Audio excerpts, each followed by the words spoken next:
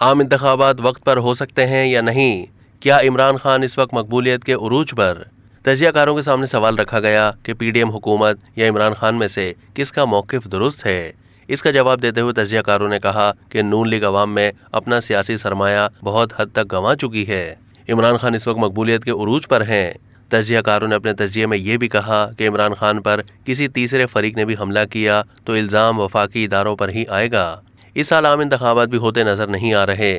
بے نظیر شاہ نے کہا کہ الیکشن کتنے دن آگے لے جا سکتے ہیں، اس پر پی ٹی آئی کا موقف درست ہے۔ سپریم کورٹ نے بھی اپنے فیصلے میں الیکشن کی تاریخ کچھ روز آگے بڑھانے کی اجازت دی تھی۔ افسوس کی بات ہے کہ ووٹ کو عزت دو کا نعرہ لگانے والی جماعت ووٹ کروانا ہی نہیں چاہتی۔ نون لیگ واضح طور پر الیکشن سے بھاگتی نظر آ رہی ہے۔ حکومت کے پاس کیا گارنٹی ہے کہ اگلے 6 مہینے میں ملک کے معاشی اور امن و امان کے مسائل حل ہو جائیں گے؟ اب تک کے لیے اتنا ہی۔ مزید معلومات کے لیے ڈیلی جنگ کے یوٹیوب چینل کو سبسکرائب کیجیے۔